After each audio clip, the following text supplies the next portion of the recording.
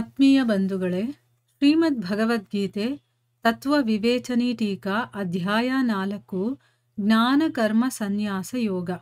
ಇದರಿಂದ ಇವತ್ತು 5ನೇ ಶ್ಲೋಕವನ್ನು ತಿಳ್ಕೊಳ್ಳೋಣ. ಶ್ಲೋಕ 5. ಶ್ರೀ ಭಗವಾನ್ ಉವಾಚ ಬಹೂನಿ ಮೇ ವ್ಯಥೀತಾನಿ ಜನ್ಮಾನಿ ತವ ಚಾರ್ಜುನ ತಾನ್ಯಹಂ ವೇದ ಸರ್ವಾಣಿ ನ ತ್ವಂ ವೇತ್ಥ ಪರಂತಪ.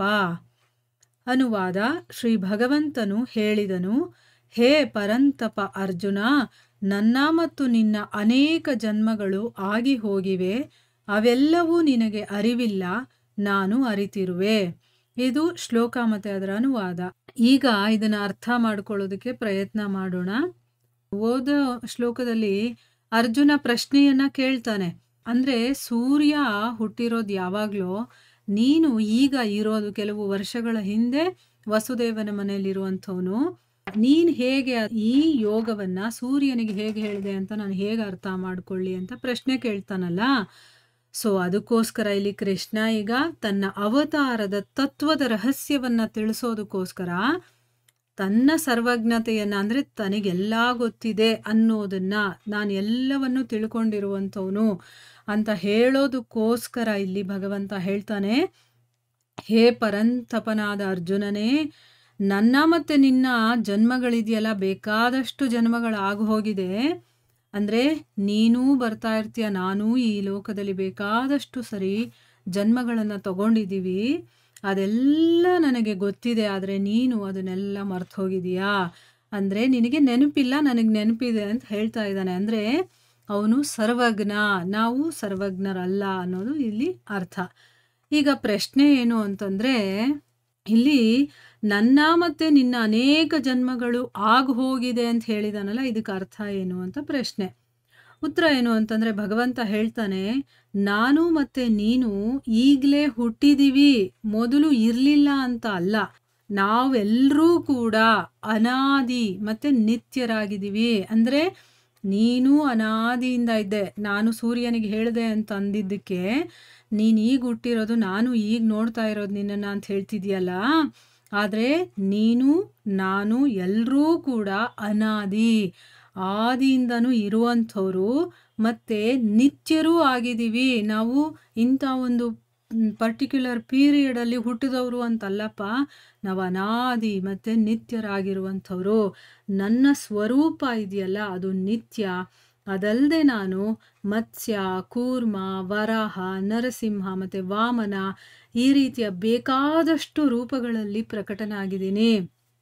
ವಸುದೇವನ ಮನೆಯಲ್ಲಿ ನಾನು ಪ್ರಕಟವಾಗೋದು, ಅಂದರೆ ನಾನು ಅವ್ರ ಮನೇಲಿ ಹುಟ್ಟಿದ್ದೀನಿ ಅಂತ ನೀನು ಹೇಳಿದ್ಯಲ್ಲ, ಅದು ಆಗ ನಡೆದಿದ್ರೂ ಕೂಡ ಇದಕ್ಕಿಂತ ಮೊದಲು ಬೇಕಾದಷ್ಟು ರೂಪದಲ್ಲಿ ನಾನು ಅಸಂಖ್ಯ ಪುರುಷರಿಗೆ ಅನೇಕ ರೀತಿಯ ಉಪದೇಶಗಳನ್ನು ಕೊಟ್ಟಿದ್ದೀನಿ. ಅಂದರೆ ಒಂದೊಂದು ರೂಪದಲ್ಲಿ ಒಬ್ಬೊಬ್ಬರಿಗೆ ಬೇರೆ ಬೇರೆಯವರಿಗೆ ನಾನು ಉಪದೇಶಗಳನ್ನು ಕೊಟ್ಟಿದ್ದೀನಿ. ಅದಕ್ಕೋಸ್ಕರನೇ ನಾನು ಈ ಯೋಗವನ್ನು ಸೂರ್ಯನಿಗೆ ಮೊದಲೇ ಹೇಳಿದ್ದೆ ಅನ್ನುವಂತಹ, ನಾನು ಹೇಳಿರುವಂಥ ಮಾತಲ್ಲಿ ನೀನು ಯಾವುದೇ ಆಶ್ಚರ್ಯ ಪಡುವಂಥ ನೆಸೆಸಿಟಿನೂ ಇಲ್ಲ, ಅಥವಾ ಅದು ನಡೆದಿರೋದಕ್ಕೆ ಸಾಧ್ಯ ಇಲ್ಲ ಅಂತ ಅಸಂಭವತೆಯನ್ನು ನೀನು ತಿಳ್ಕೊಳ್ಬೇಕಾಗೂ ಇಲ್ಲ. ಅಂದರೆ ಅದು ಆಗಿದೆ, ಅದಾಗಿಲ್ಲ ಅಂತ ನೀನು ತಿಳ್ಕೊಬೇಕಾಗಿಲ್ಲ ಅಂತಂದ್ಬಿಟ್ಟು ಹೇಳ್ತಾನೆ. ಅಂದರೆ ಅರ್ಥ ಏನು? ಭಗವಂತ ಹೇಳ್ತಾ ಇದ್ದಾನೆ, ನಾನು ಬೇಕಾದಷ್ಟು ರೂಪಗಳನ್ನು ತಗೊಂಡಿದ್ದೀನಿ, ಒಂದೊಂದು ರೂಪದಲ್ಲಿ ಒಬ್ಬೊಬ್ಬರಿಗೆ ಈ ರೀತಿಯ ಬೋಧನೆಗಳನ್ನು ಅಥವಾ ಈ ರೀತಿಯ ಉಪದೇಶಗಳನ್ನು ಕೊಟ್ಟಿದ್ದೀನಿ. ಈಗ ಈ ಕಲ್ಪದಲ್ಲಿ ನಿನಗೆ ಕೊಡ್ತಾ ಇದ್ದೀನಿ.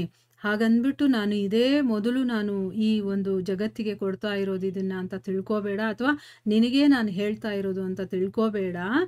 ಆಮೇಲೆ ನೀನೂ ಕೂಡ ಆಗಲಿಂದ ಇರುವಂಥವನೇ, ಆದರೆ ನೀನು ಅದನ್ನು ಮರ್ತಿದೀಯಾ, ನಾನು ಅದನ್ನು ಮರ್ತಿಲ್ಲ ಅಷ್ಟೇನೆ ಅಂತಂದ್ಬಿಟ್ಟು ಹೇಳ್ತಾ ಇದ್ದಾನೆ. ಆಮೇಲೆ ಕಲ್ಪದ ಆದಿಯಲ್ಲಿ ನಾನೇ ನಾರಾಯಣ ರೂಪದಿಂದ ಸೂರ್ಯನಿಗೆ ಈ ಯೋಗವನ್ನು ಹೇಳಿದ್ದೆ ಅನ್ನುವಂಥದ್ದನ್ನು ಕೂಡ ಇಲ್ಲಿ ಹೇಳ್ತಾ ಇದ್ದಾನೆ. ಅಂದರೆ ಏನು? ಈಗ ನಿನ್ನ ಮುಂದೆ ಈ ರೂಪದಲ್ಲಿ ನಿಂತಿದ್ದೀನಿ ನಾನು, ಆದರೆ ಸೂರ್ಯನಿಗೆ ನಾನು ನಾರಾಯಣನ ರೂಪದಿಂದ ಅವನಿಗೆ ಇದೇ ವಿಷಯವನ್ನು ಅವನಿಗೆ ಹೇಳಿದ್ದೆ ಅಂತಂದ್ಬಿಟ್ಟು ಹೇಳ್ತಾ ಇದ್ದಾನೆ. ಅಂದರೆ ಏನು? ಭಗವಂತ ನಾನು ಬೇಕಾದಷ್ಟು ರೂಪಗಳನ್ನು ತಗೊಳ್ತೀನಲ್ಲ, ಆ ಒಂದು ಸಮಯಕ್ಕೆ, ಆ ಸಂದರ್ಭಕ್ಕೆ ಯಾರಿಗೆ ಯಾವ ರೂಪದಲ್ಲಿ ನಾನು ಪ್ರಕಟನಾಗಿ ಅವನಿಗೆ ಹೇಳಬೇಕೋ ಆ ರೂಪದಲ್ಲಿ ಹೇಳಿದ್ದೀನಿ. ಸೊ ಸೂರ್ಯನಿಗೆ ನಾನು ನಾರಾಯಣನ ರೂಪದಲ್ಲಿ ಹೇಳಿದ್ದೀನಿ, ನಿನಗೆ ನಾನು ಈ ಕೃಷ್ಣನ ರೂಪದಲ್ಲಿ ಬಂದು ಹೇಳ್ತಾ ಇದ್ದೀನಿ ಅಂತಂದ್ಬಿಟ್ಟು ಹೇಳ್ತಾನೆ. ಈಗ ಇಲ್ಲಿ ಅವನು ಈ ರೀತಿ ಹೇಳೋದಕ್ಕೂ ಒಂದು ಅರ್ಥ ಏನಪ್ಪ ಅಂತಂದರೆ, ನಾನೇ ಆ ಭಗವಂತ, ನಾನು ಯಾವಾಗ ಬೇಕಾದರೂ ಎಲ್ಲಿ ಬೇಕಾದರೂ ಯಾವುದೇ ರೂಪದಲ್ಲಾದರೂ ನಾನು ಅವರಿಗೆ ಈ ಉಪದೇಶಗಳನ್ನು ಕೊಡ್ತೀನಿ. ಅದಕ್ಕೋಸ್ಕರ ನೀನು ಆಶ್ಚರ್ಯ ಪಡಬೇಕಾಗಿರುವಂಥ ನೆಸೆಸಿಟಿ ಇಲ್ಲ. ಮತ್ತು ಇದು ನಡೆದಿಲ್ಲದೆ ಇರಬಹುದು ಅಂತ ಕೂಡ ನೀನು ತಿಳ್ಕೋಬೇಡ. ನಾನು ಹೇಳ್ತಾ ಇರೋ ಮಾತಲ್ಲಿ ಸತ್ಯ ಇದೆ ಅಂತಂದ್ಬಿಟ್ಟು ಅವನಿಗೆ ನಂಬಿಕೆ ಬರೋ ಹಾಗೆ ಹೇಳ್ತಾ ಇದ್ದಾನೆ. ತನ್ನ ಒಂದು ಸರ್ವಜ್ಞತ್ವವನ್ನು ಅವನು ಇವನಿಗೆ ತಿಳಿಸ್ತಾ ಇದ್ದಾನೆ. ನನಗೆ ಎಲ್ಲ ವಿಚಾರಗಳು ಕೂಡ ಗೊತ್ತಿದೆ, ಆದರೆ ನೀನು ಮರ್ತಿದೀಯ ಅಷ್ಟೇ, ನೀನೂ ಕೂಡ ಅನಾದಿ ಮತ್ತು ನಿತ್ಯ ಅಂತ ಹೇಳ್ತಾ ಇದ್ದಾನೆ. ನೋಡಿ, ಇದು 2ನೇ ಅಧ್ಯಾಯವನ್ನು ನಾವು ಚೆನ್ನಾಗಿ ತಿಳ್ಕೊಂಡ್ರೆ ಮಾತ್ರ ನಮಗಿದು ಅರ್ಥ ಆಗುತ್ತೆ. ಯಾಕಂದರೆ ನಾನು ಆತ್ಮ ಅನ್ನೋದು ನಮಗೆ ಗೊತ್ತಿರಬೇಕು. ಇಲ್ಲಿ ನಾವು ದೇಹದ ಕಲ್ಪನೆಯನ್ನು ಇಟ್ಕೊಂಡು ಕೇಳಿದ್ರೆ ನಮಗೆ ಬೇರೆ ರೀತಿಯೇ ಅರ್ಥ ಆಗುತ್ತೆ. ನಾವು ಆತ್ಮ ಅಂತ ತಿಳ್ಕೊಂಡು ಕೇಳಿದ್ರೆ ಅದು ಬೇರೆ ರೀತಿಯೇ ನಮ್ಗೆ ಅರ್ಥ ಕೊಡುತ್ತೆ. ಆಯಿತಾ? ನಾವು ಯಾವ ಮಟ್ಟದಲ್ಲಿ ಇರ್ತೀವೋ ಆ ರೀತಿ ನಾವು ಭಗವದ್ಗೀತೆಯನ್ನು ಅರ್ಥ ಮಾಡ್ಕೊಳ್ತೀವಿ. ಇಲ್ಲಿಗೆ ನಾವು ನಿಲ್ಲಿಸೋಣ. ಹರೇ ಕೃಷ್ಣ.